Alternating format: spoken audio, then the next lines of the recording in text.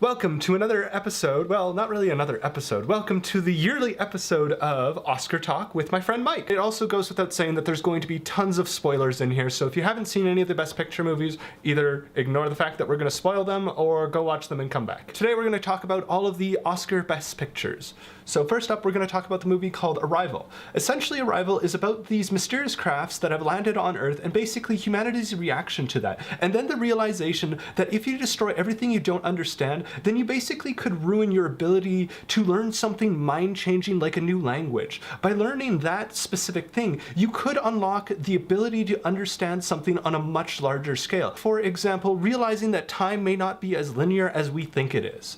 I really enjoyed this movie. My summary of the movie may be a little bit biased because I thought this movie was just so phenomenal and just mind-blowing. It was just a perfect movie, and I really want this movie to win in Best Picture. I thought Arrival was really good. The way that the movie started by building the tension of them first going into the spacecraft and how different it was really good, and then the way that it plays out from there and not really revealing everything all at once was very well done. But under all of that, there was a really good story that had to do with some things that I wasn't expecting going into it. So Arrival was definitely one of the best movies of the year by far, and I hope we get to see a lot more sci-fi movies that are intelligent like that coming in the future. Alright, so next up, let's talk about the movie Fences. Fences is essentially a movie about this guy who's basically a drunk, abusive father that wanted to build a fence and never got around to doing it because either he was drunk or he was at work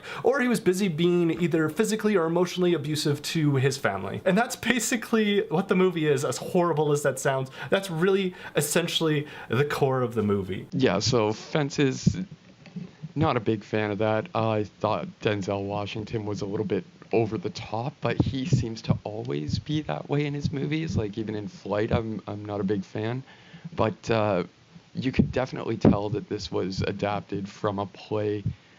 Just the way that the movie plays out, the way that it's placed, the sets and whatnot, very close. Like the movie is very raw too. It's a simple premise. It's the family growing up against the hardships and what's going on during that time. So not a huge fan of it. I think Denzel kind of ruined it for me. That's just my opinion. But it definitely wasn't the worst movie of the year, but not one of my top picks. Yeah, fair enough. I found Fences to be boring and I didn't really care about it. And that may be because I didn't have a lazy or an abusive father, so I couldn't really relate to the story in this movie. So essentially, the movie was just meh for me. That's, I think, the best way I could describe my feelings of this movie. Next up is Hacksaw Ridge. Hacksaw Ridge is essentially a story about this person who feels like he wants to do something because of all the war that's going on, so he decides to join the army. However, there's one caveat, and that is that he doesn't want to do any kind of violence. So what his solution to that is to be a medic. So he joins up in the army, he's a medic and all of that. They go and they invade Hacksaw Ridge and all of that fun stuff. And then the rest of the army decides to retreat. Well, he doesn't retreat. He ends up staying up on top of Hacksaw Ridge and basically saves the lives of all of the soldiers, well, not all of the soldiers, but a large number of the soldiers, including even enemy soldiers. And that's essentially what the movie is about. I thought the movie was visually nice, but at the same time, it just was kind of there. Like, I feel like the only reason why it was nominated is because the Oscar nominee pickers just love those old-timey movies, and I feel like that's the main reason why it was there. I wanted to love Hacksaw Ridge, but the movie itself, not a big fan. The beginning of the movie, where it's setting up, the lead up to before he becomes a soldier, it felt like Pearl Harbor. The way that the movie progresses it really felt more like Pearl Harbor than something like Braveheart, which is exactly what I was hoping and expecting going into this movie, because of course Mel Gibson, and the previews made it look amazing. And even when you finally get to the battle that you've been waiting for that whole time, it is very overdone. It's over the top. The music just it keeps pushing and pushing, becomes more epic the whole way through. Just there's no sentiment to it, and the explosions become more and bigger, and the slow motion becomes more. It just didn't have the same feeling that some of the better war epics like Saving Private Ryan, or even what looks like to be really good with Christopher Nolan's Dunkirk coming up. I don't even know why Hacksaw is here, honestly. So hopefully better luck next time for Mel. So basically, it was a Michael Bay movie with all the explosions. Next up is Hell or High Water. Hell or High Water is essentially about two brothers that basically decided to rob a specific chain of banks because that chain of banks has basically been screwing over their entire family their entire lives. And they know that the land that their house is on has a whole bunch of oil, and the bank is planning to foreclose on this. So essentially what they're doing is they're going to that specific bank chain, and they are robbing that bank chain's money, and then they are paying the money back to the bank in order to pay off their land so that the bank can no longer foreclose on the land. I love this movie. It had all the elements of a movie that I love. Just everything about it was really, really great. Like the pacing of everything was just really, really awesome. I really enjoyed this movie. What did you think of it? I thought Hell or High Water was really good. Actually, a little bit of a surprise. I thought it was going to be more of a Western vibe to it when I first went in, but really what got me was the characters, every character, the entire cast, like the ensemble there, they all did their job, and I kept having to kind of stop myself from reminding myself that, oh yeah, that's Christopher Pine, like that's the captain of the Enterprise.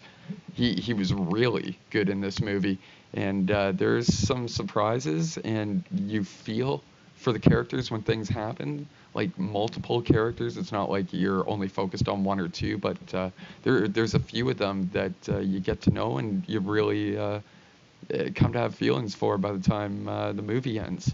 I thought it was really good. Next up is Hidden Figures. Hidden Figures is essentially about three black women who worked at NASA as computers, which basically meant they were walking calculators because for whatever reason, white people can't do math and they needed black people to do the math for them. I don't know. But anyways, that was in a totally different time where racism was significantly worse than it is today. I legitimately had no idea most of the items that happened in this movie actually happened in real life. Like, I find that mind-blowing. I loved every part of this story. It was just such a strong story. It was a really, really great story, and it also came out on my birthday, so it gets bonus points for that.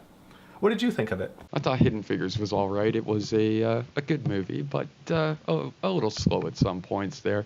Very good story, based on a true story, of course, and worth the watch, but it's not one, at least to me anyways, that kind of stuck out this year. All right, so now we're going to talk about La La Land. La La Land is essentially about what if Mia and Sebastian got together, and Mia and Sebastian are played by Ryan Gosling and Emma Stone. And it is basically like the perfect love story movie. I can't really say too much more about it because I don't really know how to describe it, so I'm going to pass it over to Mike, and maybe he can add some more. La La Land is a musical for people that don't like musicals. The story doesn't have the ending that you would expect. And I think that's something that is helping this movie through the awards season. I don't like musicals. I didn't like Chicago, Mamma Mia, Moulin Rouge, ones that I can think of off the top of my head. But I really did like La La Land. The music was catchy, it was well done. Ryan Gosling was freaking amazing. Emma Stone is always great, and the whole movie just had a great feel to it, but at the same time a very wholesome, meaningful message at the end of it that I don't think you see in many other movies. So definitely was the surprise of the year and is my pick for Best Picture without a doubt. It's just so good, and I can't wait to watch it again and again and again. I watched this movie actually without even knowing that it was a musical, and that's not to say that I don't like musicals or anything. I just had no idea that it was a musical. It's actually hard for me to find something that I didn't like about this movie. Like, the problem I have with musicals is a lot of the times they're like, look, I'm holding a can of pop. I'm gonna sing about this for like 20 minutes. And I'm just like, well, maybe not 20 minutes, but like 2 minutes. But the fact is that they're just singing about a specific thing that is happening in that moment, and they're not progressing the story. Whereas La La Land, they actually progressed the story as they were singing. I may be overgeneralizing other musicals, but that's just how they are in my mind from a bunch of the other ones that I've seen. I just felt like this one was an actually well thought out musical that progressed the story through the music in the story. Like, I thought that was really, really great. I loved pretty much everything about this movie. I feel like this movie is going to win, but we'll wait and see. Next up is the movie Lion. I suck at summarizing this movie, and I've been trying to film this take like a gazillion times, so Mike's gonna do it for me. Lion is a movie about a young Indian boy who goes out with his brother one night to do some work in the big city and actually ends up getting lost and far away from his home. Some other circumstances are happening too, but he ends up becoming an orphan and adopted by an Australian family, but wants to chase the memory of his childhood home and find his way back. Exactly. I was trying to say all of that, but couldn't for whatever reason. I really enjoyed this movie. I thought it was a really great movie, but I don't really have too much to say about it other than the fact that it was really enjoyable and really good. I don't know, Lion was like my feel-good movie of the year. It was just a really good story. Like, there are so many moments in it, and when Dev Patel comes in, like really late in the movie too, it's really focused at the beginning on the character as a child. When he comes in, and it kind of becomes more the hunt to get back home, it's really touching in the way that he deals with the different emotions that he's dealing with. It really is very good and a fun watch, and by the end of everything, where you get to actually see real footage of the real person that the story is based on, it really does look like the movie. So you would hope that they tried to keep that throughout the entire movie. Next up is Manchester by the Sea. It is an Amazon Studios movie. It is a movie about Lee Chandler and how he has to handle the fact that his brother Joe has died, and the fact that Joe's son Patrick no longer has a guardian, and that Joe's will basically names Lee as the guardian for Patrick. It's really a story about how Lee figures out how to handle the entire situation with all the twists and turns that life throws at you, especially with raising a teenager. That's essentially the best way I would describe the movie. What did you think of it? I don't know, maybe it's just me with Manchester by the Sea, but I had a very hard time making it through the movie. I was sick while I was trying to watch it too, so I'm sure that played a little bit of a part. But the movie, very slow, depressing. It's a very real movie. It's just, in a year with La La Land and Arrival, this just wasn't the year that I was feeling something like Manchester by the Sea, I think, but I'll have to try and give it another watch. I'm like the total opposite. I really enjoyed this movie. Like, it just had such a lovely story about a horrible situation. Yes, I'll say it was a little bit slow. Like, I would say it was maybe 5 centimeters away from being too slow, but it was like just on that like line there where it's almost too slow, but almost at the right speed. It was just, it kind of walked that slow line kind of thing. Next up is the movie Moonlight. Essentially, Moonlight is a coming of age movie about the struggle that one faces when one's mother is addicted to crack. That's really the best way I can describe this movie. Like, don't get me wrong, the movie was visually well done, to a certain extent. Like, I'm talking about the cinematography specifically, but what I'm saying is that when I was watching this movie, it felt like I was watching like a well-told story, but just a story that I really didn't care about, and one that failed to be overly interesting. It kind of was just meh for me.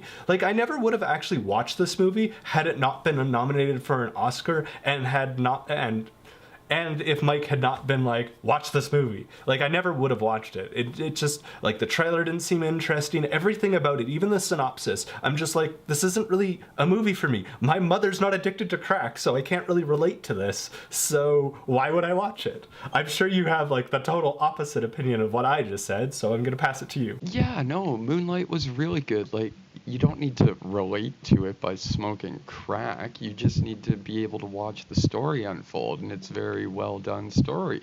Like, a lot of the movies that were nominated for Best Picture this year, like, the stories are phenomenal across the board, but what Moonlight has going for it is the acting too. Like, above all, I think everyone in this movie just comes through.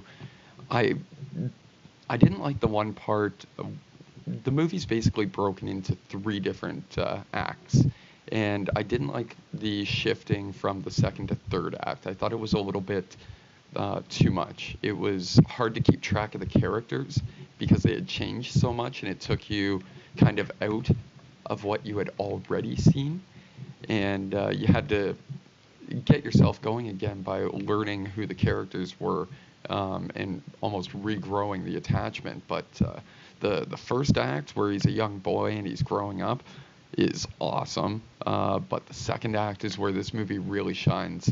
And at the very end of it, where, and spoiler alert, where he comes in with the chair in the school classroom, that movie is very grounded and real, and that was a very well done scene that kind of hit home for everything that had led up to that point. Now the next part will be what our picks are for Oscar wins. I really want Arrival to win. I think it really actually has a chance, but at the same time, I really feel that La La Land is going to just take away all the Oscars in pretty much like everything. Like definitely like best original song, but also at the same time, I really also want like Hidden Figures to kind of win. Like I could see Hidden Figures kind of winning and being one of those out of nowhere kind of movies like Spotlight was last year. What are your picks for Best Pictures? For Best Picture, I would love to see Arrival win. That would be great, but just like you said, I think La La Land is going to end up taking everything.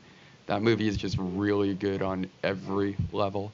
Really does feel like a play, though, at some points. So we'll see what happens. We'll see if everyone's on the La La Land train. I know I am. I think it deserves it if it gets it, but if it had to lose, Arrival would be the one that I would like to see it step back to. If La La Land wasn't a movie that existed, out of the rest of the movies, which one would you want to win? Arrival, definitely, but I can also see why Moonlight is getting the praise. I think that would be the runner-up, but if it was my super dark horse option, I really liked Hell or High Water that way. It was a very good surprise this year. Out of all of the movies, I really want Arrival to win because it's out of every single Oscar movie that I've watched so far, Arrival is the only one that had the ability to blow my mind. Like, usually the only movies that can blow my mind are usually the psychological thrillers, because that's essentially what they're supposed to do. But out of all of the Oscar movies, I don't remember any other movie that blew my mind that wasn't even, like,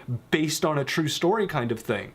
Like, Arrival is entirely science fiction, and it blew my mind. Like, it's so good. La La Land is good, but what's interesting is the fact that I watched Arrival and then I watched La La Land, and because of that, my mind actually rewrote the ending of La La Land. Because, spoilers, the ending of La La Land basically is Ryan and Emma Stone not getting together, because the entire movie is them daydreaming and showing why it wouldn't work if they were together. But if you watch that movie after watching Arrival, you can make the logical jump of thinking that maybe because of the way that we perceive time, that this movie is actually the opposite. That everything that we think is in reality in that movie is actually the daydream, and all the daydreams are actually what really happened. If you look at it like that, I love that ending. That ending is perfect. That's what my mind actually rewrote the ending of, and I actually had to go rewatch the movie in order to actually understand what the ending actually was, because I was like, this ending's terrible. My mind is fixing the ending so that it's good. And it's really interesting, especially after watching Arrival. If I had to pick one that just isn't nominated that I think deserves a lot more attention, it's absolutely Midnight Special. It had Michael Shannon, Joel Edgerton, and what's her face from Spider-Man, whatever. Anyways, that movie was great across the board. It was really something different, a little bit of supernatural, a little bit of sci-fi in there, and a whole lot of well-done storytelling. It just seems to have flown under the radar, but I'm kind of on a Michael Shannon binge right now, and really think this movie deserves a lot more attention than what it got, but I know there are some smaller venues where people do speak about the movie in high regard. One thing I want to say about Midnight Special is that if you've ever watched the movie Super 8 or the movie, not the movie, but the Netflix TV show Stranger Things, this has a very, very similar vibe to it, and oh man, it is amazing. If you have watched those two things, you should definitely watch Midnight Special. If you've watched Midnight Special, you should check out both of those things. But yeah, it is so good. I mean, it was on the qualifying list, but like it didn't, like the Oscar people didn't pick it, so oh well. So yeah, that basically sums up this video. In the comments below, let me know what your thoughts are for the Oscar nominee movies. And yeah, thank you, Mike, for being on this video with me. Hey, thanks for having me, man. Hopefully see you next year. And yeah, that's pretty much everything. Thanks for watching. I will see you next week. Don't forget to have an epically awesome day. Bye!